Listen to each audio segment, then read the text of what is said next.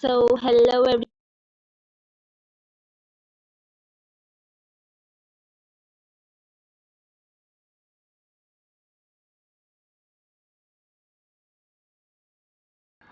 yeah. So welcome everyone to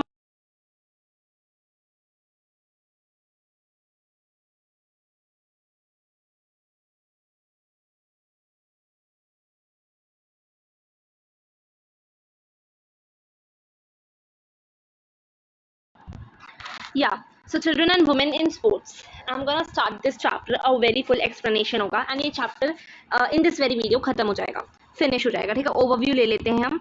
सबसे पहले हम बात करेंगे exercise guidelines of WHO for different age groups. या एक ये बहुत important topic है, इसको हम पहले ही पढ़ लेते हैं. और common postural deformities के बारे में हम पढ़ेंगे. So let me just take out the chapter where we have to just discuss the things. By the way, yeah, okay, exercise guidelines of WHO different age groups के लिए. ठीक है, learning outcomes क्या निकलने वाले हैं वो हम आखिरी में पढ़ेंगे, डिस्कशन करते हैं.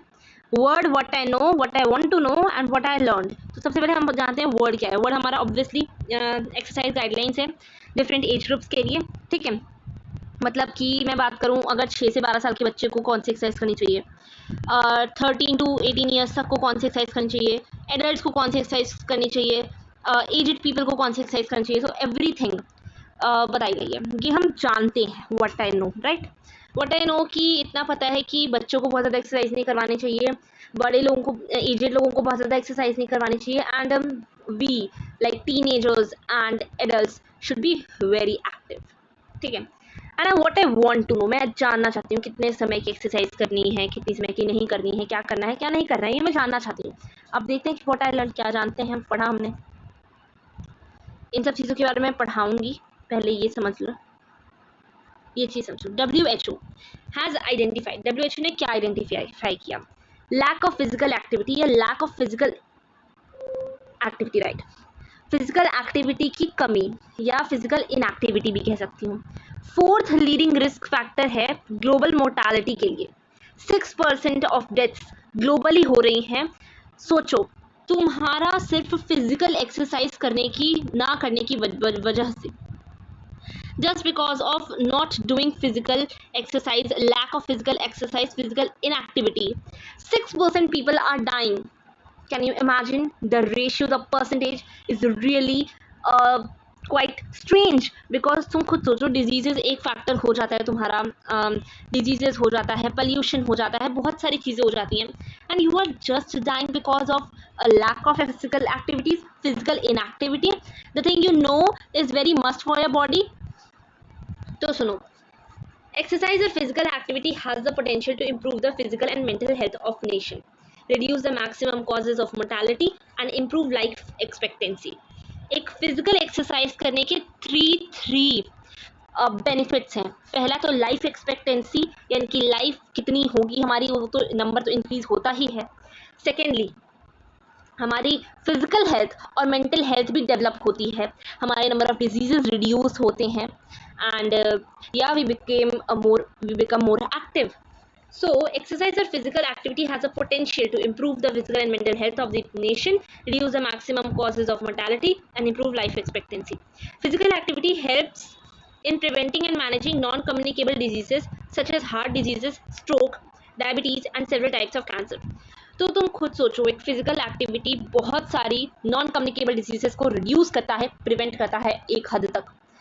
हार्ट डिजीजेस हो गई तुम्हारी, स्ट्रोक्स हो गए तुम्हारी, लंग्स डिजीजेस हो गई तुम्हारी, बॉडी डिजीजेस हो गई, बैक डिजीजेस हो गई, एवरीथिंग.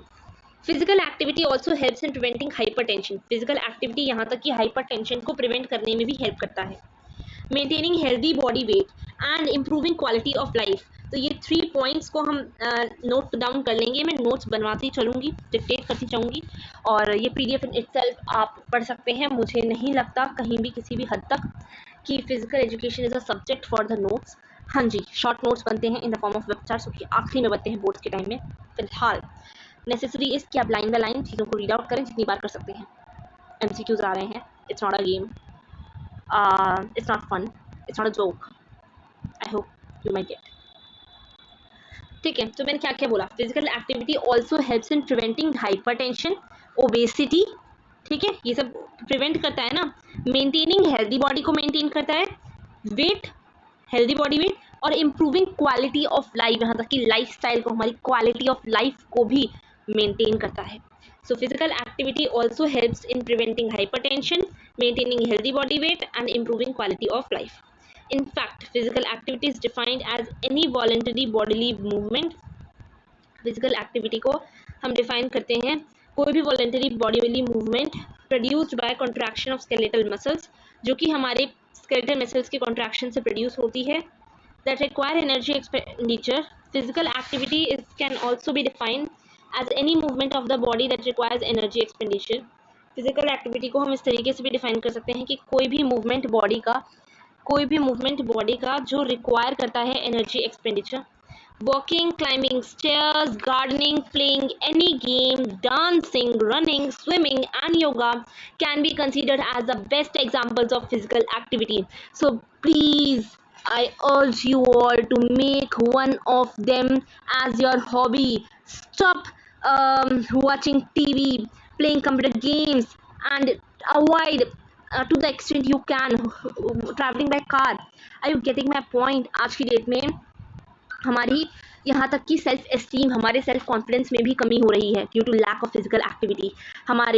हमें स्ट्रेस हो रहा है, हमें एंग्जाइटी हो रही है, हमें डिप्रेशन हो रही है. यार just be physical active, everything will be resolved. आप किसी भी, जो मैंने अभी नाम लिए जो भी एक्टिविटीज, इनमें से किसी को भी आप अपना एक what we call that hobby बना लीजिए. आप योगा को अपनी हॉबी बना सकते हैं, आप गार्डनिंग को अपनी हॉबी बना सकते हैं, कोई गेम को अपनी हॉबी बना सकते हैं, फिजिकल गेम. आप किसी रनिंग को, आप स्विमिंग को, आप डांसिंग को अपनी हॉबी बना सकते हैं, आप वॉकिंग को अपनी हॉबी बना सकते हैं. You prefer stairs instead of lift. All will be playing a major role in the development of your personality, your mental health, your quality of life, and what more. According to the Department of Health and Human Services, health और human services के department के according to health and human services के department, according to the Department of Health and Human Services, physical activity generally refers to any movement that enhances health. मतलब कि physical activity का मतलब ही होता है किसी भी तरीके का मूवमेंट. आप समझ रहे हैं, किसी भी तरीके का बॉडीली मूवमेंट. आप हाथों का मूवमेंट कर रहे हैं, आप पैरों का मूवमेंट कर रहे हैं, आप पूरी बॉडी का मूवमेंट कर रहे हैं, तो किसी भी तरीके का मूवमेंट जो आपकी हेल्थ को एनहांस करे, उसी को हम क्या कहते हैं, फिजिकल एक्टिविटी कहते हैं. Physical activity generally refers to any bodily movement that enhances your health. तो अब तक हमने क्या चीज़ें पढ़ी, हमने ये पढ़ा that please make any one of your physical activity as your hobby, like running, dancing, swimming, climbing stairs, gardening, playing an outdoor game, and etc. Secondly, this physical activity not only enhances your health, it maintains your lifestyle in the sense of quality of life. It helps in causing the non-communicable diseases like heart diseases, strokes, diabetes, etc. Apart from all that, it also increases our mental and physical health. It also boosts our self-esteem and self-confidence, and that is why the Department of Health and Human Services has recommended that physical health is something called bodily movement which enhances our health. Okay, at global level इस paragraph में बात की गई है. It is estimated that 1 in 4 adult की 4 adult में से एक and 81% of adolescents do not do in a physical activity. बिल्कुल सच बात है. All of are just involve in beheading our head into the books, but the reality is far apart from that. हर 4 लोगों में से एक इंसान, whether we adults तो कहें या we adolescents, 81% of us, adolescents, teenage लोग, हम क्या करते हैं, कोई भी मतलब जो रिक्वायर्ड फिजिकल एक्टिविटी होती है, we do not do that. Increase levels of physical inactivity have negative impacts on health systems. और देखो ज़रूरी नहीं है, एक तो हम या तो करते नहीं, एंड कुछ लोग ट्रेंड चलाना जिम ज्वाइन करने का। आई डोंट फील लाइक कि जिम की कोई आवश्यकता है। अगर आप स्टेयर्स क्लाइंब कर लेते हैं, अगर आप 10 मिनट्स की वॉकिंग कर लेते हैं, या अगर आप 30 मिनट्स डांसिंग कर लें, या आप रनिंग ही कर लें 1 आवर वीक में 2 to 3 times, so that is more than enough for your age. I feel like our age, like teenagers, adolescents. But हम इंक्रीज लेवल भी करते हैं ना फिजिकल इनएक्टिविटी, मतलब फिजिकल एक्टिविटी वो भी नुकसानदायक है हमारे शरीर के लिए। Increase levels of physical inactivity की बात करें तो have negative impacts on health systems, the environment, economic development, community wellbeing and quality of life. Who are we? Who are assets to the nation, right? When we are assets to the nation, which means कि increased levels of physical inactivity have negative impacts on health systems होगा, environment को होगा, economic development को होगा, community को होगा, wellbeing को होगा, हमारे क्वालिटी ऑफ लाइफ को होगा, हर चीज़ को होगा। As a matter of fact, regular physical activity is one of the most significant things. Regular physical activity one of the most significant thing है people can do to improve their health. So it is always beneficial to move more and sit less. तो इसलिए ज़्यादा beneficial होता है कि आप ज़्यादा चलें और बैठें कम, regardless of age, sex, race and current fitness level. जैसी भी आपकी करेंट फिटनेस लेवल है, आप बैठना कम करें, आप चलना ज़्यादा करें, आप रेगुलर खुद को एनालाइज करें कि आपकी पहली लाइफस्टाइल क्या थी, और थोड़ा इसको इम्प्रूव करके थोड़ा एक्टिव वर्क्स की तरफ थोड़ा ज़्यादा इंडल्ज हों। और irrespective of your age, of your gender, of your race, of your current fitness level. That is why it is said that any amount of physical activity is better than none and more is better. यानी कि किसी भी तरह की physical activity, मतलब कितनी भी physical activity better है ना करने से, तो समझ रहे हो, और मोर तो बेस्ट है ही, बेटर है ही। कहने का मतलब ये है कि तुम कुछ ना करो तो उससे अच्छा है कि कुछ कर लो, समझ रहे हो। बैठना कम करो, थोड़ा इधर उधर होना शुरू करो यार। एंड यही तो कहा गया। और तुम इससे ज़्यादा करते हो फिजिकल एक्टिविटी के लिए अपने टाइम निकाले तो तुम, मैं कहूँ आधे आधे घंटे निकाले तो कोई नहीं निकाल पाता, नहीं निकाल पाते हम। It's the truth. So we can at least reduce the time of sitting. We can चलो सिटिंग का टाइम पे रिड्यूस नहीं कर सकते, इंक्रीज कर सकते हैं थोड़ा सा टाइम इधर उधर करने का, फिजिकली वॉक करने का। सो हाँ, अब वर्ल्ड हेल्थ ऑर्गेनाइजेशन की गाइडलाइंस क्या है फिजिकल एक्टिविटीज़ और एक्सरसाइज को लेकर। First time the world health organisation issue, पहली बार वर्ल्ड हेल्थ ऑर्गेनाइजेशन ने क्या इशू किया था? Certain guidelines on physical activity और एक्सरसाइज इन द ईयर 2010। इस साल को नोट कर लें। WHO के डायरेक्टर का भी नाम दिया है यहाँ पे, तो doctor Tedros Adhanom Ghebreyesus. Early childhood is a period of rapid development and a time when family lifestyle patterns can be adapted to boost health gains.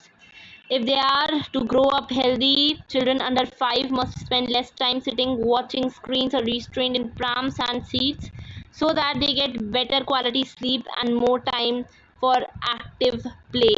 समझ रहे हैं? चलो ये छोड़ो। WHO ने सबसे पहली गाइडलाइन कब निकाली थी एक्सरसाइजेस के लिए? 2010 में। कितने, कौन से साल में? 2010 में, 2010, which were updated and replaced in the year 2020, जिसको अपडेट किया गया और रिप्लेस भी किया गया 2020 में।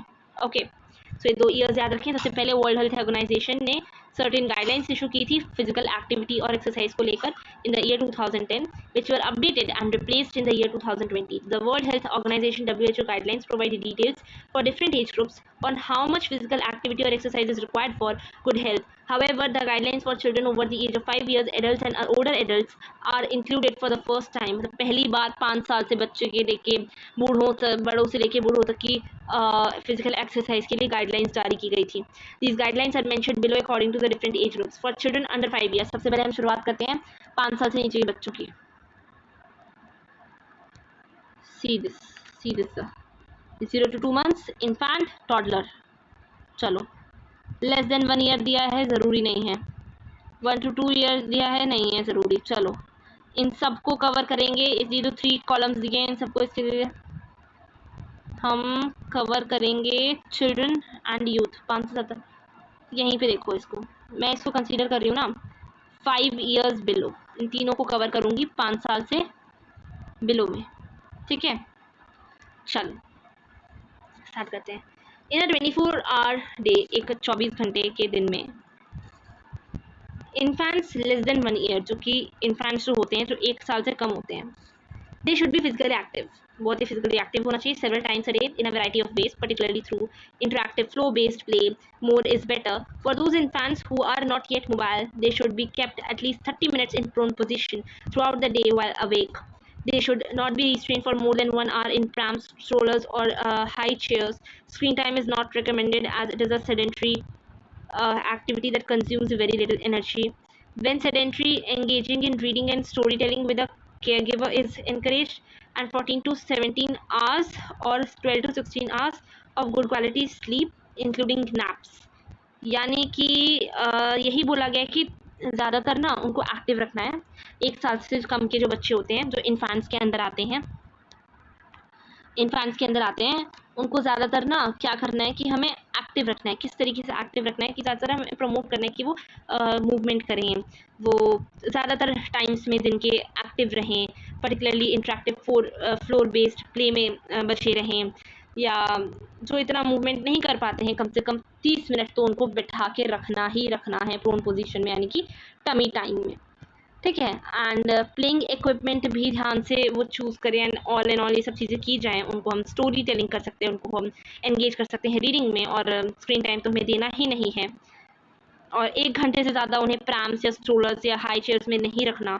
और 14 टू, मतलब अगर 0 से 3 साल का बच्चा है, साल कह रही हूँ महीने का, अगर 0 से 3 महीने का बच्चा है तो उसे कितने घंटे की नींद चाहिए? अगर 0 से 3 महीने का बच्चा है तो उसे 14 से 17 घंटे की नींद चाहिए. He needs 14 to 17 hours of sleep. And अगर यही 4 to 11 मंथ्स का बच्चा है, 4 to 11 को कितने चाहिए? 4 to 11 को 12 to 16 की चाहिए. ठीक है. 14 to 17 था, यहाँ पे 12 to 16 कर देंगे. चलो जी आगे बढ़ते हैं. इन अ 24 hour day, children under 1 to 2 years of age. अब हम ज़रा ना उनकी बात करेंगे. इन्फेंट्स के बाद आते हैं हमारे टॉडलर्स की बात करते हैं. They should spend at least 180 minutes in a variety of types of physical activity at an intensity including moderate to vigorous intensity physical activity spread throughout the day. More is better. They should not be strained for more than 1 hour at a time in prams. For 1-year-old, sedentary screen time such as watching TV or videos or play computer games is not recommended. For those aged 2, sedentary screen time should not be more than 1 hour. Lesser is better. When sedentary, engaging in reading and storytelling with a caregiver is encouraged, they should get 11 to 14 hours of good sleep, including naps with regular sleep and wake-up times. अब मैं बात करूँ 24 घंटे दिन में, जो 1 से 2 साल का बच्चा है, तो 1 से 2 साल के बच्चे का ऑलमोस्ट वही लाइफस्टाइल है. मतलब कितना प्ले टाइम होना चाहिए? 180 मिनट. 180 मिनट समझते हो कितना होता है? 1 घंटे में 60 मिनट होते हैं, राइट? तो 2 घंटे में कितने में 120 मिनट, यानी कि ऑलमोस्ट लगा लो तुम 2.5 घंटा करीब उसको क्या करना है? बहुत सारी फिजिकल एक्टिविटीज़ में एंगेज रखना है.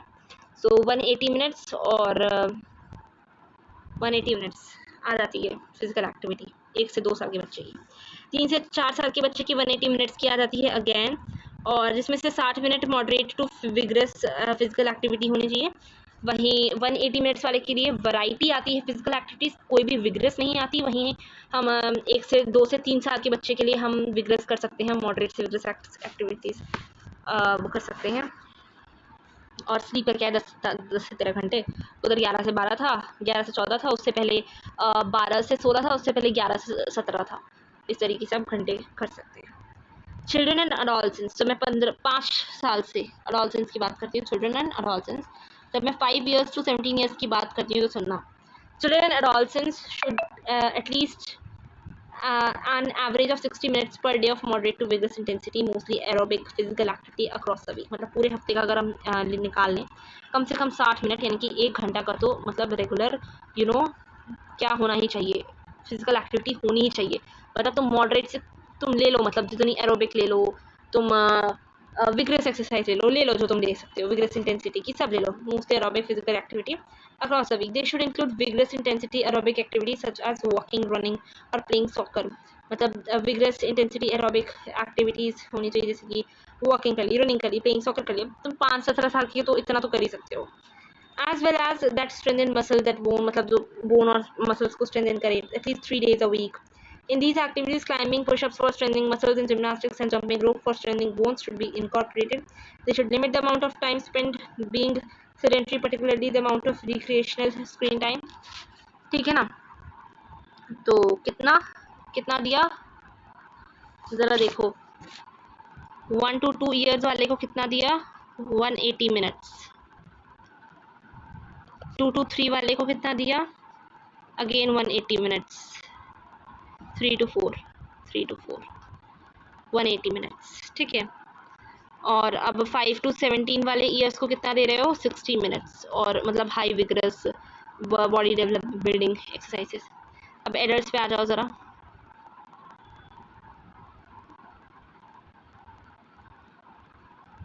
18 to 64. Adults should do at least 150 to 300 minutes of moderate intensity aerobic physical activity, or at least 75 to 150 minutes of vigorous intensity aerobic physical activity, or an equivalent combination of moderate and vigorous intensity activity throughout the week. Brisk walking should be included in physical activity for substantial benefits. मतलब ये minutes notice करें हम, और ये minutes कुछ इस तरीके से रहेंगे कि 150 से 300 मिनट 150 से 300 मिनट की कौन सी एक्सरसाइज रहेगी? Adults should do at least 150 to 300 minutes. 150 to 300 minutes. 1 minute में 1 आवर्स में कितने मिनट्स होते हैं? 60. तो अगर मैं 5 आवर करती हूँ तो 360 300 हो जाएंगे आराम से मिनट्स. तो मतलब मान लो तुम्हें फिजिकल एक्टिविटी में इंडल्ज रहना ही रहना है कम से कम 150 से 300 मिनट तक. मॉडरेट इंटेंसिटी का एरोबिक फिजिकल एक्टिविटी हो सकती है, या कम से कम 75 से 150 मिनट की vigorous intensity aerobic physical activity हो सकती है. Equated combination of brisk walking हमेशा इंक्लूड होनी ही चाहिए फिजिकल एक्टिविटी में सब्सटेंशियल बेनिफिट्स के लिए. एडिशनल हेल्थ बेनिफिट्स के लिए तुम मसल स्ट्रेंथनिंग एक्सरसाइजेस कर सकते हो. एडल्ट्स इंक्रीज कर सकते हैं moderate intensity aerobic physical activity को 300 मिनट से भी ज़्यादा, या more than 150 minutes of vigorous intensity aerobic physical. They should limit the amount of time spent being sedentary. और अगर मैं थोड़ी एडल्ट्स की बात करूं,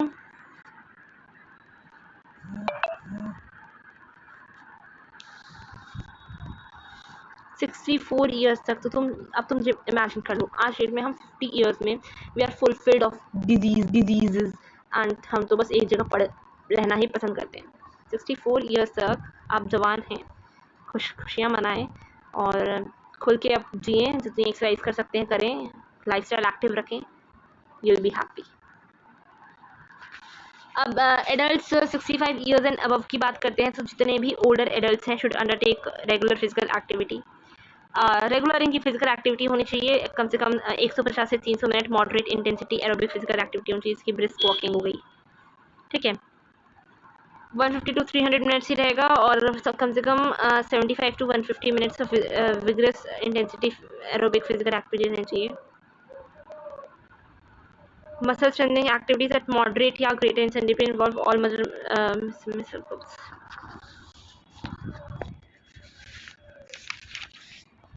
ठीक है.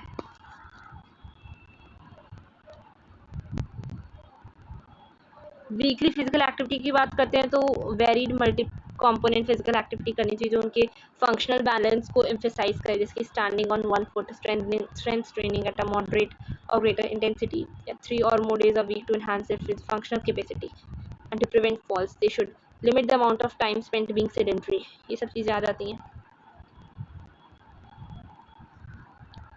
So I'm ending this session. Topic has been already discussed. So yeah, I'm handing